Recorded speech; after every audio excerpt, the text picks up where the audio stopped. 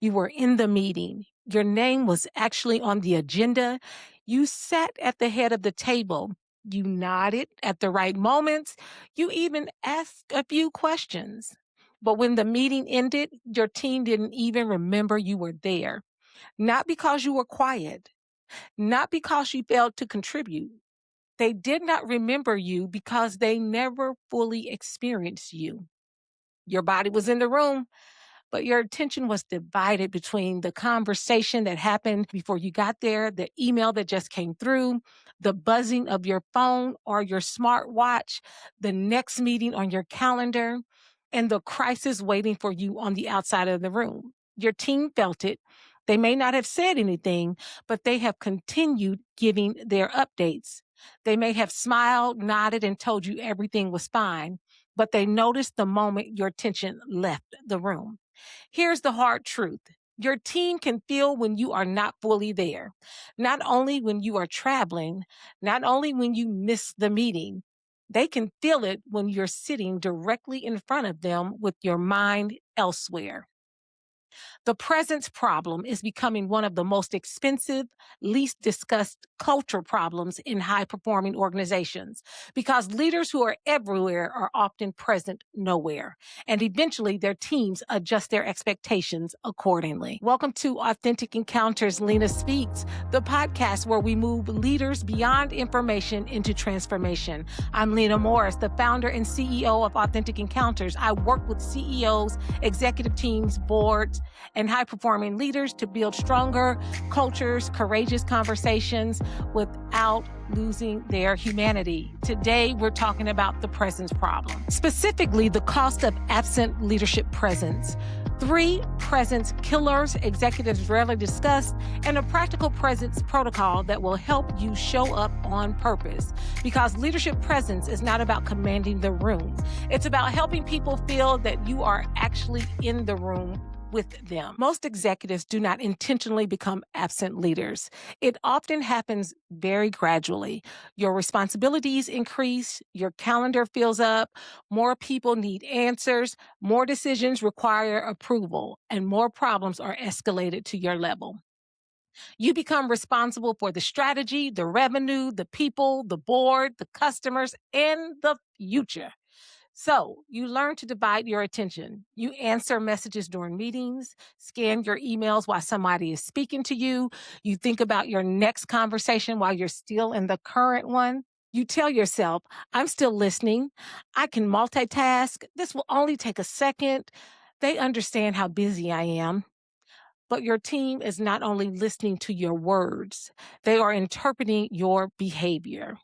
Your behavior tells them what matters. Your attention communicates value. When you repeatedly divide your attention while someone is speaking, they may begin to interpret it as, this issue is not important, my contribution is not valuable, I need to hurry up. I should only bring Lena the final answer. This is not the time to raise the concern. She has more important things to deal with. And over time, your team starts protecting you from the very information you need to lead. They shorten their explanations. They remove the context. They stop sharing early. They wait until the problem becomes urgent. Then they begin making decisions based on what they think you have time to hear. That creates 3 significant organizational costs. Number 1, reduced candor. People are less likely to tell the full truth to a leader who appears rushed, irritated, or distracted. Your team starts editing themselves. They give you the polished version. They bring you answers but hide uncertainty. They show you the progress but minimize the risk. And by the time you learn the truth, the real truth, it's too expensive. The next one is lower decision quality. Executives frequently say they want their people to think strategically, but strategic thinking requires room for questions, tension, curiosity, debate, and reflection. When your presence communicates urgency, people rush their thinking. They present the safest option. They avoid challenging your assumptions. They make the conversation efficient, but not necessarily effective. And then finally, the third cost, emotional withdrawal. Employees do not always confront an unavailable leader. Sometimes they simply stop reaching. They stop asking for coaching, they stop bringing their ideas, and they stop offering additional insight. They do what is required, but they stop bringing their full energy. And that is one reason leaders can look at a room full of capable people and wonder, why is no one taking more ownership? Sometimes people are not refusing to take ownership. They have simply learned that there is no room for their ownership in your attention span. Consider your last three important conversations, not the conversations where everything was easy. Think about the conversations where people needed direction, reassurance, correction, permission, or a difficult decision. Ask yourself, was I fully present? Did I listen to understand, or was I listening for the moment when I could respond? Did I create room for the person to tell me what I didn't already know? What did my face communicate? And what did my body communicate? Because sometimes the loudest person in an executive conversation is the device sitting silently on the table. Let me interrupt this conversation with a question. What if you did not need another webinar, another book, or another piece of advice? What if you simply needed the right room? This summer, Authentic Encounters is opening the Reset Rooms, live virtual spaces designed to help you pause, reflect, reconnect, and lead differently. Join the Leadership Reset Room or the Relationship Reset Room and learn about authentic leadership, emotional regulation, boundaries, communication, confidence, and showing up without shrinking. The rooms are currently open. They're open weekly on Tuesdays and Thursdays. You can check the show notes for more information as well as a link to sign up. You can come on Tuesdays during lunch, bring your questions, or on Thursday evenings, bring your dinner, right? And leave with some practical information and tools that you could use. You don't need more noise. You need a room. Please visit AuthenticEncountersLLC.com, sign up for a conversation, or reserve your seat in the reset rooms. Do not wait until burnout, frustration, or disconnection comes. Choose your room, reset on purpose. Now let's get back to our content. The first presence killer is what I call anticipatory attention. This happens when your body is in the current moment, but your mind has already moved on to the next one. You are listening to the operations director, but mentally preparing for the board chair. You are talking with an employee, but rehearsing the difficult conversation you will have later. You are eating dinner, but solving tomorrow's staffing issue. High performing leaders are trained to think ahead. That is part of your value, but the strength of anticipation can become the weakness of disconnection. When you are always mentally living in the next moment, you stop experiencing the current one. The problem is not that leaders think ahead. The problem is that many leaders no longer know how to come back. Ask yourself, how often do I enter a conversation while still carrying the emotional residue from the previous one? Do I give myself even 2 minutes to reset between meetings? Or am I asking every person to compete with every issue still occupying my mind? The second present killer is performative listening. Performative listening looks like you're nodding. You even make eye contact. You say things like, absolutely. That makes sense. I hear you. Keep going. But internally, you have already reached a conclusion. You are waiting for the person to finish so you can either correct them, defend the decision, explain the context, or just simply move on.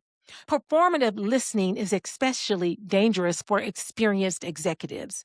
You have seen similar problems before. You recognize the patterns quickly. You can often predict where the conversation might be going.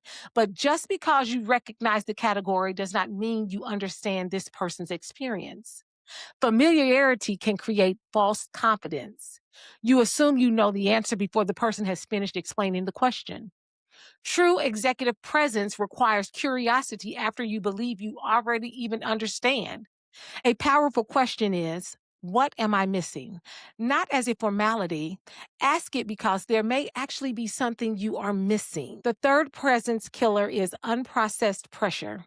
Many leaders are attempting to be present while carrying financial concerns, board expectations, staffing shortages, family responsibility, personal disappointment, health challenges, conflict, and the pressure of being the person who is expected to know what to do next. It can all be a lot. Pressure does not disappear because you have entered a meeting. It enters the meeting with you.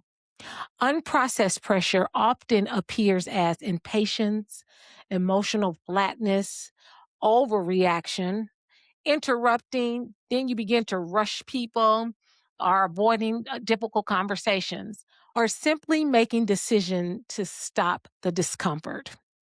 You may believe you are hiding the pressure. Your team may not know the details, but they can feel the impact. This is why emotional regulation is not simply a wellness conversation. It is a leadership responsibility. Your mood enters the room before your strategy does. Your nervous system influences the nervous systems around you. When you appear frantic, the team becomes rushed. When you appear closed, the team begins to filter. When you appear defensive, the team begins to protect itself. Presence does not require you to pretend that you are not under pressure. It requires you to take responsibility for how your pressure enters the room. Let me give a simple presence protocol. It includes 4 actions: pause, place, probe, proceed. Step 1, pause. Before entering an important conversation, pause. Even if it's for just 60 seconds, ask yourself, what am I carrying into this room? What emotion is most active in me right now? And what conversation am I still replaying? And what outcome am I already trying to control? You cannot regulate what you refuse to recognize. Take one intentional breath, relax your shoulders, release your jaw, decide what does not need to enter the next conversation with you. The pause is not wasted time. The pause protects the quality of time that follows. Step 2, place. Place your attention where your body is. Close the laptop if you do not need it. Turn the phone over or place it out of reach. Stop visually scanning the room for someone more important. Stop looking at your smartwatch. Face the person speaking. This especially is important during one-on-one conversations. Your physical positioning communicates whether the person has your attention or merely has access to your calendar. Presence requires a deliberate decision. Step 3, probe. Do not settle for the first answer. Probe with genuine curiosity. Ask, hey, tell me more. What concerns you most about this? What are we not discussing? Where do you need clarity from me? What do you believe I may not fully understand? Or what would make this conversation useful to you? CEOs and senior leaders are often rewarded for having answers, but the quality of your leadership frequently depends on the quality of your questions. Probing slows down assumptions. It creates space for dissent. It helps people move beyond the rehearsed answers into the real issues. And then finally, step 4, proceed. Once you have listened, proceed with clarity. Presence is not passive. It does not mean allowing conversations to continue without direction. It means people know what you heard, what you decided, what happens next, who owns the next action, and when the issue will be revisited. Before the conversation ends, say, here is what I heard. Here is what I believe we need to do. Here is what I will own. Here's what I need you to own. Here is when we will reconnect. A present leader does not only make people feel heard, a present leader helps people leave with clarity. Here is my challenge for you. For the next 24 hours, conduct a presence audit. Pay attention to every moment when your body and attention are in 2 different places. Notice when you reach for your phone, when you interrupt someone, when you mentally leave the conversation, when you assume you already know the answer. Think about the pressure that changes your tone. Do not judge yourself. Observe yourself. Then choose one conversation tomorrow you will practice the presence protocol. Pause, place, probe, proceed. You may be surprised by what your team tells you when they realize you are truly available to hear it. The presence problem is not fixed by adding another meeting. It is fixed by changing the experience people have when they are with you. Your people do not need unlimited access to you. They need your intentional attention when access is given. Because 10 fully present minutes can build more trust than an hour of divided attention. This week, ask one person on your team, when you are speaking with me, what lets you know that I am fully present and what lets you know when I am not? Do not explain, do not defend, just listen. For leaders and organizations ready to go deeper, explore the reset rooms or visit AuthenticEncounters.LLC.com. All of our experiences are designed for leaders who do not simply want another training event. They want to be sustained, they want transformation, stronger leadership habits, and culture change. Again, visit AuthenticEncounters.LLC.com. Register for one of the reset rooms or just book a conversation with me. Remember, subscribe to the podcast, share this episode with another high-performing leader, and leave a review whenever you listen. Until next time, remember, your title may give you authority. Your presence determines whether people trust you enough to use it. Lead authentically, encounter courageously, and show up on purpose.